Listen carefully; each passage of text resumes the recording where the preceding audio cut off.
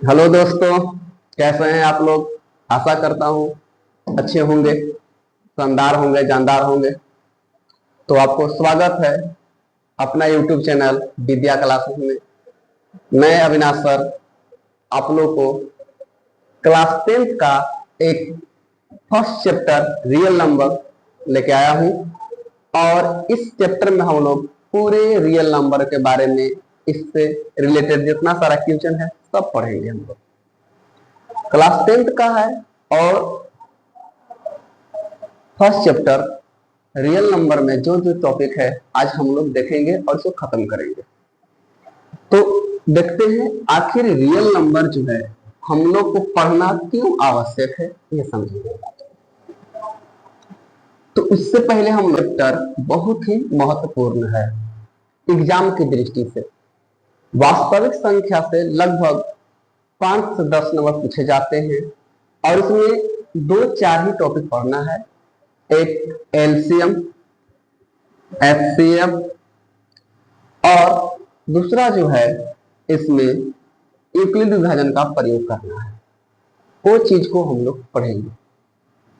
तो सबसे पहले जानते हैं कि वास्तविक संख्या किसे कहते हैं।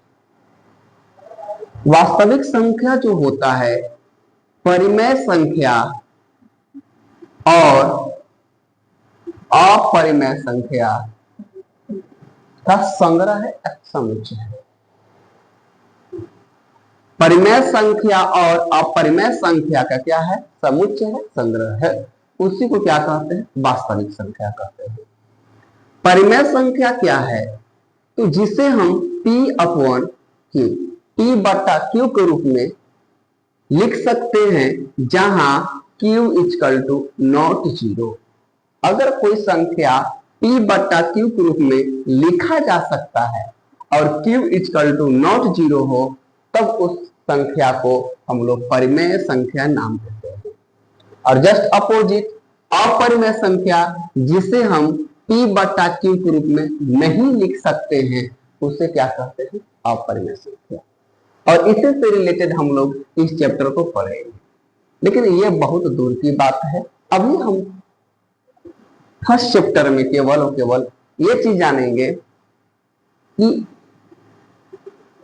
यदि कोई दो संख्या, जैसे कि 8 ले लेते हैं, 4 ले लेते हैं, 8 को 4 से विभाजित किया जाए तो क्या बन सकता है। जैसे 4 को हम अगर 1 से डिवाइड करते हैं तो यहां से 4 दूना 8 हो जाएगा, कट जाएगा। तो ये जो संख्या है इसको हम लोग बोलते हैं भाज्य, भाजक। और ये संख्या जो है भाज्य कहलाता है और ये संख्या भागफल कहलाता है। अब अगर कुछ यहाँ बचा होगा अर्थात जैसे 0, तो ये संख्या कहलाता है शेषफल, यानी कि शेष। और इसी के रिलेटेड यूक्लिड विभाजन प्रमेय पढ़ेंगे। एल्गोरिथम, यूक्लिड विभाजन एल्गोरिथम का एक नियम है, एक प्रमेय है। यदि कोई पूर्णांक संख्या a को कोई अदर संख्या, अन्य संख्या b से अगर विभाजित किया जाए, भाग लगाया जाए, तो एक संख्या शेष के रूप में r मिलता है। और जो r होता है ये शेषफल होता है, यह हमेशा 0 से बड़ा होता है या बराबर होगा। लेकिन और जो तो हम लोग कहा थे कि कोई एक धनात्मक पूर्णांक अगर लेते हैं,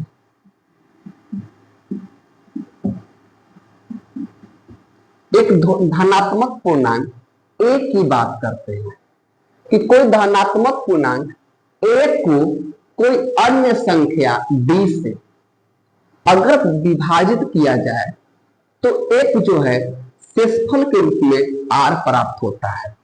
और जो r होता है यह संख्या 0 से बड़ा या बराबर हो सकता है, लेकिन ये जो संख्या b है इससे क्या होगा, छोटा होगा। याद रखिएगा, ये जो b संख्या होगा इससे क्या होगा, हमेशा छोटा होगा। मैं एक एग्जाम्पल के माध्यम से बता रहा हूं, देख लीजिए। जैसे अगर संख्या एक है, 3 से हम विभाजित करते हैं 17, तो ये संख्या अगर इसको ए को डिनोट करते हैं कि ए बराबर 17 है और बी बराबर क्या है 3 है, तो अगर हम 3 से डिवाइड करते हैं कितना में 17, तो हो जाएगा 5 दिया 15 लगा देंगे हम लोग, ये 2 हो जाएगा। तो ये जो संख्या है इसी को हम लोग ए बोल रहे कि अगर ए बराबर कितना मिल गया 17 और बी बराबर मिल गया 3, और यहाँ जो अन्य संख्या इसको हम लोग नाम देते हैं क्यू, और क्यू कितना हो गया 5। तो हम लोग बात करते हैं जो शेष बचा आर, यही जो हुआ 2। तो अब देख रहे हैं कि 2 जो है 0 से बड़ा है, 0 से क्या है बड़ा है, लेकिन जो यहाँ संख्या b था, b कहने का मतलब कितना 3 से क्या है छोटा है। वही समझा रहे थे कि जो आर शेषफल जो मिलेगा हमेशा 0 से बड़ा, लेकिन जो संख्या आपको 3 है यानी कि b जिसको डिनोट कर रहे हैं उससे क्या होगा छोटा ही मिलेगा। पहली बात है। और यही बात हम लोग सीखेंगे यूक्लिड विभाजन एल्गोरिथ्म के प्रमेय में। यूक्लिड विभाजन एल्गोरिथ्म जो है यही था कि दो बड़े संख्याओं का एफटीएफ हम लोग कैसे निकाल सकते हैं, महत्तम सपवाचक कैसे निकालते हैं। तो उसमें हम लोग कैसे सीखना था कि दो संख्याओं का अगर हम भाग देते हैं और उसमें से जो आपका शेषफल हमेशा मिलेगा वो क्या मिलेगा कि 0 से बड़ा होगा, लेकिन 20 से क्या होगा छोटा होगा। ये क्या फिर 0 के बराबर भी हो सकता है, ये बात याद रखेंगे।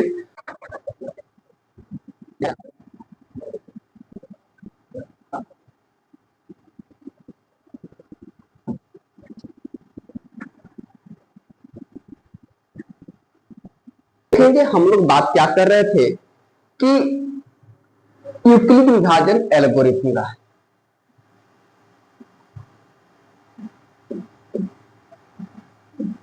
यूक्लिड विभाजन प्रमेय, इसकी चर्चा कर रहे थे कि आखिर ये क्या होता है। यूक्लिड विभाजन प्रमेय जो कहता है यदि कोई धनात्मक संख्या या फिर धनात्मक पूर्णांक ए को कोई अन्य धनात्मक पूर्णांक b से विभाजित किया जाता है तो शेषफल r प्राप्त होता है, ये कह रहा है। अर्थात जहां 0 से बड़ा होगा r, लेकिन 20 से क्या होगा छोटा होगा।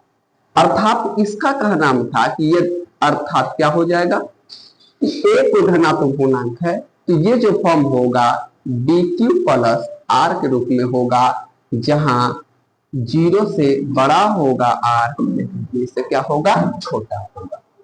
ये संख्या है, ये जो फॉर्मूला मिला आप लोगों को इसी को कहते हैं यूक्लिड विभाजन एल्गोरिथ्म प्रमेय। तो ये कोई धनात्मक संख्या था, अब 20 से डिवाइड कर दिए थे। एक एग्जाम्पल के माध्यम से बता रहे हैं, जैसे उदाहरण देखते हैं। एक संख्या मैं ले रहा हूं 125 तथा 8। अब इसमें एक संख्या को a को मान लेते हैं 125 है और b मान लेते हैं 8, जो a बड़ा है किससे 20। अब इससे भाग लगाएंगे 8 से 125 में, एक मात्रा में लगेगा 8 4 40 हो जाएगा 5।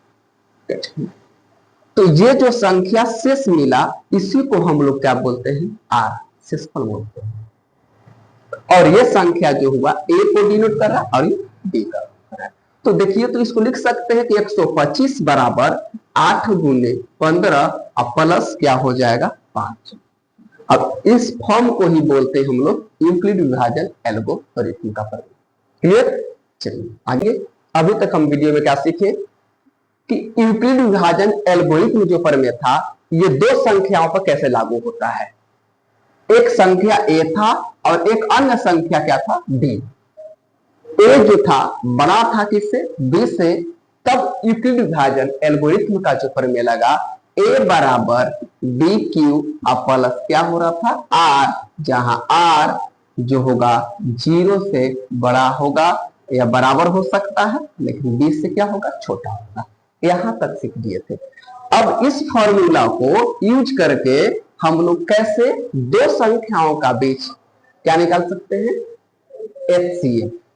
जैसे आपको सिंपल सी बात कर दिया जाए, छोटा सा डिफरेंस, 8 और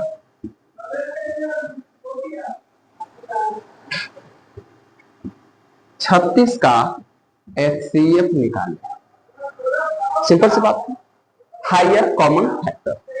अगर दो संख्या दिया हुआ है 8 और एक दिया है 36 और इन दोनों के बीच को क्या निकालना है, HCF निकालना है, तब हम लोग बनाएंगे।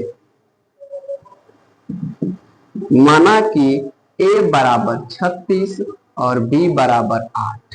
यहाँ पे देख रहे हैं कि A बड़ा है किससे, B से है। तो यहाँ पे अब क्या करते हैं, इफ लिहाज को तो हम रफ में बात करते हैं, तो 8 से डिवाइड करेंगे 36 में, तो ये हो जाएगा 8 चौके 32, यहाँ पे हो जाएगा 4, ठीक है। इसके बाद फिर 4 से डिवाइड लगाते हैं 8 में, 4 दूना कितना हो जाएगा 8। यहाँ पे फर्स्ट चरण में स्टेप फर्स्ट में क्या देखें, तो जो 36 था इसको हम क्या लिख लेते हैं इस फॉर्म में कि 8 गुने 4 और प्लस से कितना बचा 4। तो यहाँ पे देख रहे हैं कि जो r है नॉट इक्वल टू 0 है। अगला स्टेप में तब यहाँ मेरा भाजक का फॉर्म कम करेगा 8, तब यहां से लिखेंगे स्टेप सेकंड में कि 8 जो होगा, यहां से बात करते हैं किसके बराबर, 4 गुने कितना हो जाएगा 2 और प्लस यहाँ जो 0 हो गया, शेषफल क्या हो गया 0। यहाँ पे जब r 0 हो गया तो आप देख सकते हैं कि 8 और 36 का जो मसा निकला अर्थात HCF क्या निकल के आ गया 4, यानी कि जिससे डिवाइड पूरा हो जाए उसी को बोलते हैं HCF। यानी कि वन नंबर जो दोनों को क्या कर सकता है, समान रूप में काट सकता है, उसी को बोलते हैं HCF।